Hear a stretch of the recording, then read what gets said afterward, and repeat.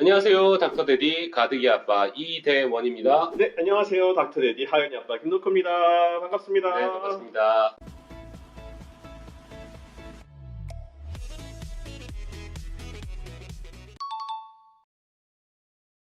오늘 말씀드릴 주제는요, 얼마 전에 제가 경험을 했던 내용입니다. 어떤 걸까요? 다름이 아니라 가득이 친구 엄마가 네. 얼마 전에 저희 집에 놀러 왔던 거예요. 네. 놀러 왔다가 이제 운전을 하고 아이를 데리고 가려고 하는데 네. 데려다 주고 가득이가 배웅을 하더라고요. 네. 그래서 저 나가서 인사를 했는데 엄마가 아이를 운전석 옆에 안전벨트를 해서 태우시더라고요. 그랬어요. 이게 뭐 잘못된 게 있나요? 저 굉장히 놀랐어요. 음. 그래서 아이가 지금 가득이 친구니까 5살이겠죠. 네. 5살 여자아이였는데 절대로 아이를 차를 태울 때는 그렇게 안전벨트를 해서 태우다 보면 혹시나 사고가 났을 때 안전벨트가 또는 더구나 앞좌석에서 만약에 사고가 났을 때는 거기에서 발생하는 에어백이 2차적인 아이한테 손상을 주기 때문에 굉장히 위험한 행동이거든요. 그러면요, 가득이 아빠. 음. 자동차에는 앉을 수 있는 좌석이 운전석도 있고 옆에 네. 보조석도 있고요. 네, 맞습니다. 그리고 뒷좌석도 있는데 뭐 자리마다 뭐 위험성이 좀 다른가요? 네, 맞습니다. 자료가 이거에 대해서 조사한 자료가 있는데요. 네. 그 미국 교통안전국에서 조사한 자료에 따르면 운전석의 안전 지수를 100이라고 가정을 기준으로 했을 때 조수석이 101, 예. 운전자의 뒷좌석이 73.4, 가운데 뒷좌석이 60, 우석 뒷자리가 네. 74.2로 운전석 옆자리가 가장 위험한 거죠.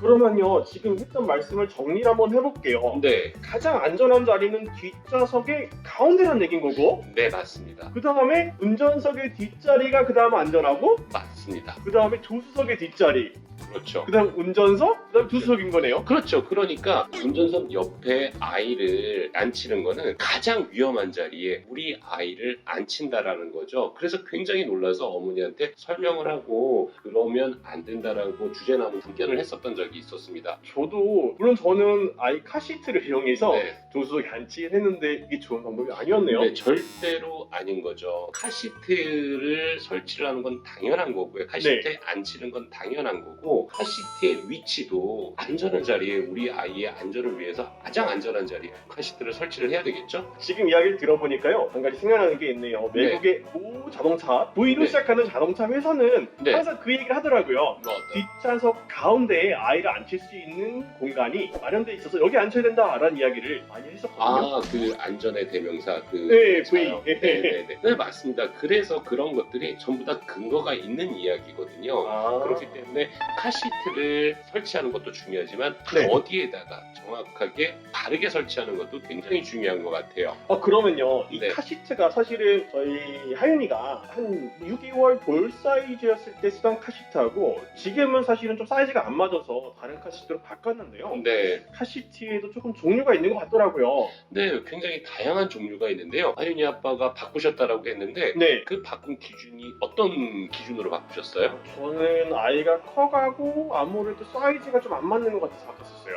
맞습니다. 그런 기준으로 고르셔야 되는데요. 네. 보통 카시트를 연령에 따라 가지고 선택을 네. 뭐 몇 살이니까 이 카시트, 이거는 몇 살에서 몇 살까지니까 이 카시트로 이제 바꾸시는 분들이 굉장히 많은데 실은 그 나이 기준이 아니라 더 정확히 하면 아이의 키라든가 신체 체형에 따라서 카시트를 바꿔줘야 되는 거겠죠. 네, 맞아요. 아이의 키에 따라서 주니어 카시트, 아니면 유아용 카시트, 아니면 뭐 범퍼 이런 식으로 구분할 수 있게 규정이 되어 있습니다. 저희가 이제 이런 카시트 사진들을 준비를 했는데요. 아이가 어렸을 때는 이렇게 뭐 바구니처럼 작은 데다가 넣기도 하고 점점 키가 클수록 바뀌네요. 네, 그쵸. 뭐 결국은 뭐 나이를 기준으로 한다라는 것 자체가 나이에 따라서 아이가 평균적인 어떤 체형이 정해져 있어서 그걸 가지고 이야기를 하는데요. 네. 더 정확하게 얘기를 하면 결국 키, 체형을 가지고 카시트를 결정을 해야 된다라는 거죠. 아깝다고 카시트를 계속 쓰는 게 아니네요. 네, 맞습니다. 카시트는 하나의 소모품인 거죠. 그래서 우리 아이들이 옷이 가면서 체형이 변하면 옷을 그때그때마다 바꿔주잖아요. 네네. 그런 것처럼 우리 아이들의 카시트도 같이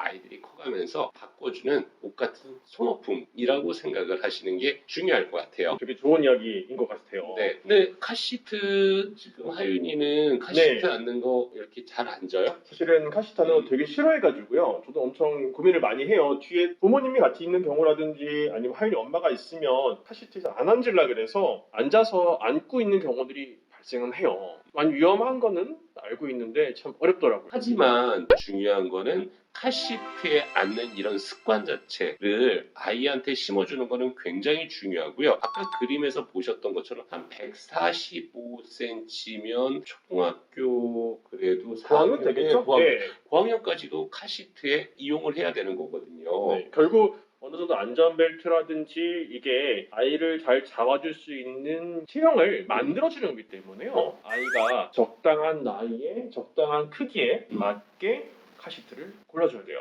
중요한 건 아까도 말씀드렸던 것처럼 우리 아이들이 카시트 앉는 거 별로 좋아하진 않거든요. 네. 하지만 그 부분에 대해서는 절대로 아이들과 타협을 해서는 안 된다라는 겁니다. 결국은 아이의 불편함보다 안전이 더 중요하다는 얘기 같아요. 당연하죠. 지금까지 저희가 카시트 한 번도 잘 생각을 안 해봤었는데 되게 좋은 이야기들이 많았던 것 같아요. 어느 자리가 안전하고 네. 카시트는 제일 중요한 이야기 같은데 소모품이다. 그리고 절대로 아이들과 카시트에 앉는 거에 대해서 불편했다고 해서 타협하시면 안 된다라는 거 중요한 것 같아요. 저희가 몇 가지 그래서 사진 자료하고 중요한 것들은 저희 블로그에도 같이 올려놓도록 할게요. 네. 한번 방문해서 확인해 보시면 좋을 것 같습니다. 여기까지 우리 아이들의 안전 지킴이 닥터데디 가득이 아빠 이대원이었습니다. 네, 지금까지 닥터데디 하윤이 아빠 힘놓고였습니다. 구독과 좋아요 꼭 눌러주시고요. 가득이 아빠에 출연하는 TV 꼭 봐주세요. 감사합니다. 감사합니다. Roll